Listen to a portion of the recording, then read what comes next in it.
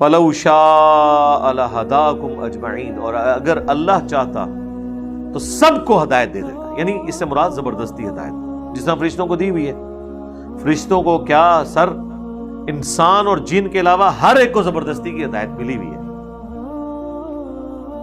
سورج نے کبھی نافرمانی نہیں کی، زمین نے کبھی نافرمانی نہیں کی، مٹی نے کبھی نافرمانی نہیں کی کہ اگانے سے وہ رک جائے.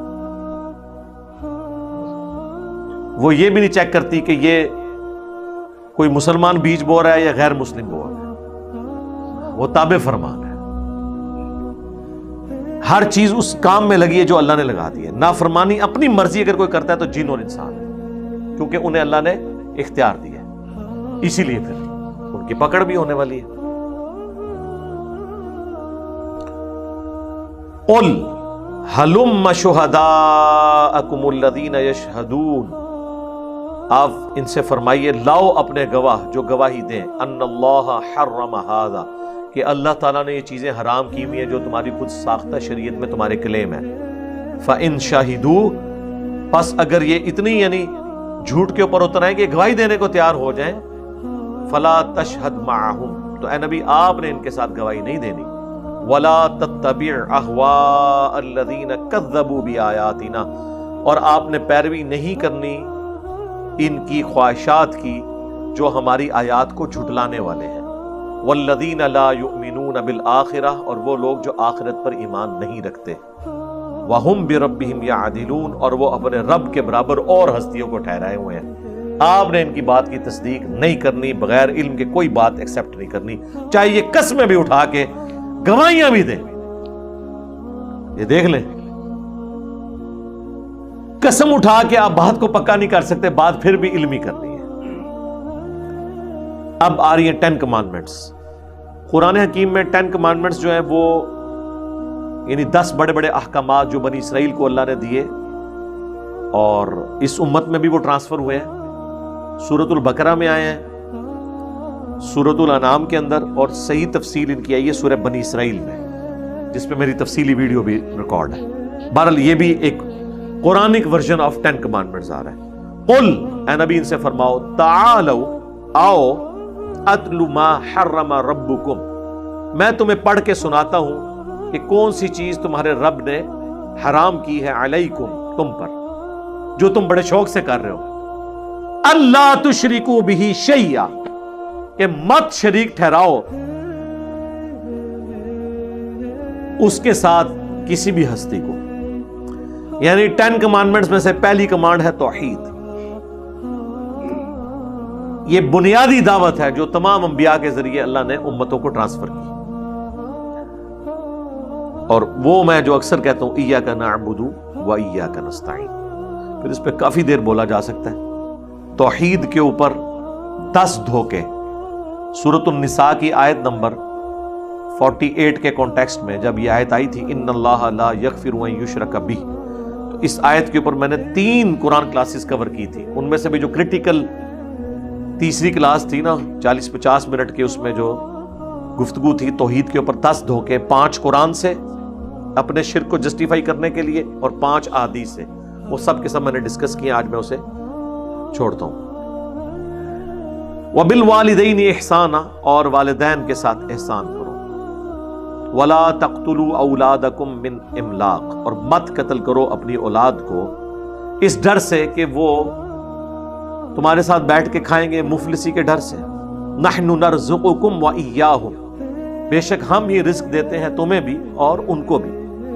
ولا تقربوا الفواحش ما ظہر منها وما بطن، اور فحاشی کے قریب بالکل نہیں جانا، چاہے وہ ظاہر ہو یا چھپی ہوئی. سر یہ کتنی کریٹیکل بات ہے کہ چھپی ہوئی بے حیائی بھی آپ نے نہیں کرنی، ظاہر بھی اور چھپی ہوئی بھی. یعنی نہ تو کسی کے سامنے اور نہ کسی سے الگ ہوگا. اس قسم کی چیزیں پڑھنا، اس قسم کی چیزیں دیکھنا جو بے حیائی کی طرف لے جاتی ہیں، بظاہر تو دنیا کی نظروں سے وہ چھپی ہوئی ہیں، پبلکلی سامنے نہیں آپ کر رہے کسی کے، لیکن چھپ کے تو کر رہے ہیں. تو بے حیائی کا جو بھی چھپی دوستی کرنا بھی منع ہے.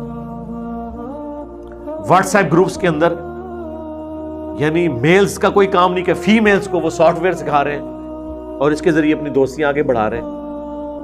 اس کا انجام تباہی ہوتا ہے۔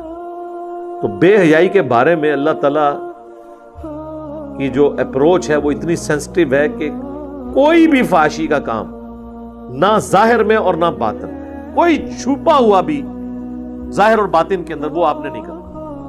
وَلَا تَقْتُلُوا النَّفْسَ الَّتِي حَرَّمَ اللَّهُ إِلَّا بِالْحَقِّ، کسی جان کو ناحق قتل نہیں کرنا سوائے اس معاملے کے جو اللہ تعالیٰ نے شریعت میں کر دیا ہے، اور وہ سورۃ الانعام میں ہی گزر چکا ہے، سورۃ المائدہ کے اندر آیت نمبر 32 میں، کہ قتل کے بدلے قتل ہوگا، وہ بھی جوڈیشری کے ذریعے، یا فساد فی الارض جو لوگ کرنے والے لوگ ہیں وہ قتل ہوں گے، وہ بھی ظاہر ہے جوڈیشری کے ذریعے، ادروائز آپ کسی کو قتل نہیں کر سکتے۔ ذالکم وصاکم، یہ ہے وہ جس کی تمہیں نصیحت کی جاتی ہے، بھی اس کے ساتھ یعنی قرآن کے ساتھ، لعلکم تعقلون، تاکہ تم حقیقت کو سمجھ سکو۔ وَلَا تَقْرَبُوا مَالَ الْيَتِيمِ إِلَّا بِالَّتِي هِيَ أَحْسَنُ، اور مت یتیم کے مال کے قریب جانا مگر اس طریقے پر جو احسن ہو۔ وہ سورۃ النساء میں بھی تفصیل آئی ہے کہ یتیم کے مال کے پاس آپ احسن طریقے سے جائیں گے کہ جب تک وہ بچہ بڑا نہ ہو جائے، آپ کو یہ ڈر ہے کہ وہ فضول خرچی کرے گا، تو اس کے مال کی حفاظت کریں، جب بڑا ہو جائے تو اس کے ہینڈ اوور کر دیں۔ آج کل تو ظاہر ہے بینک بیلنس اور زمینیں آج کل تو اس طریقے سے ایسا ضرورت نہیں پڑتی حفاظت کرنے کی، کیونکہ ہر چیز ڈاکومنٹ میں ہے۔ باقی جب یہ اس طرح کے اس زمانے کے اندر مال جب لوگ گھروں میں جوڑتے تھے، بینک نہیں ہوتا تھا، تو اس وقت ظاہر ہے حفاظت بچوں کا کرنے کا تو یہ کام نہیں ہے نا، تو بڑوں کو کہا گیا، اور اس میں یہاں تک کہا گیا کہ جب کھانا پکے تو اتنا تم اس میں سے کھا سکتے ہو جو بیسک نیڈ کے طور پہ، یہ نہیں ہے کہ اس میں سے پورا خاندان پالنا شروع کر دو۔ ہاں، یتیم کے مال میں سے کھانا پکا ہے تو تم بھی کھا سکتے ہو کفالت کے عوض، اتنا اللہ نے اس کی اجازت دے دی۔ حتی یبلغ اشدہ، یہاں تک کہ وہ بڑی عمر کو پہنچ جائے۔ وَأَوْفُوا الْكَيْلَ وَالْمِيزَانَ، اور پورا ناپ کر دو انصاف کے ساتھ، یعنی جب کوئی چیز تولو کاروبار کرتے ہوئے تو پورے انصاف کا خیال رکھنا ہے۔ لا نکلف نفسا الا وسعها، اللہ تعالیٰ کسی جان کو تکلیف میں نہیں ڈالتا مگر اس کی طاقت کے برابر، یعنی حد الامکان کوشش کرو حق پہ قائم رہنے کی، لیکن اس میں وہم کا بھی شکار نہیں ہونا، جتنا آپ کر سکتے ہیں پاسبل، لیکن بالکل بھی اس کو ریلیکس نہیں ہو جانا کہ خیر ہے پھول چک معاف ہے، اس طرح نہیں۔ اور ایک معنی یہ بھی ہے کہ اللہ تعالیٰ جو آزمائش کسی پہ ڈالتا ہے نا، وہ اس کی طاقت کے برابر ڈالتا ہے، اسی لیے دیکھیں انبیاء پہ زیادہ آزمائشیں آتی ہیں، جو ترمذی ابو داؤد میں حدیث ہے کہ سب سے زیادہ تکلیف اللہ کی راہ میں انبیاء کو آتی ہیں، اس کے بعد ان پر جو انبیاء کے بعد اللہ کو محبوب ہوتے ہیں، اس کے بعد ان پر جو ان کے بعد اللہ کو محبوب ہوتے ہیں۔ وَإِذْ قُلْتُمْ فَعَدِلُوا، اور جب تمہیں کوئی بات کبھی کرنی پڑے تو انصاف کے ساتھ کرو، وَلَوْ كَانَ ذَا قُرْبَى، اگرچہ تمہارے مد مقابل تمہارے قریبی رشتہ دار ہی ہوں، یعنی کہیں پہ گواہی دینی پڑ جائے، بات بولنی پڑ جائے، تو پھر تم نے رشتہ داری کا خیال نہیں رکھنا، حق کا ساتھ دینا۔ وَبِعَهْدِ اللَّهِ أَوْفُوا، اور اللہ سے کیے ہوئے وعدے پورے کرو۔ ایک تو سب سے بڑا وعدہ سورۃ الاعراف میں، الست بربکم، کیا میں تمہارا رب نہیں ہوں؟ سب نے کہا تھا قالوا بلا۔ اور پوری دنیا میں جو آپ کے ایگریمنٹس چل رہے ہوتے ہیں، چاہے کاروبار کا ایگریمنٹ ہو، نکاح کی صورت میں میاں بیوی کا ایک ایگریمنٹ ہے، یہ سارے حقوق آپ نے پورے کرنے ہیں۔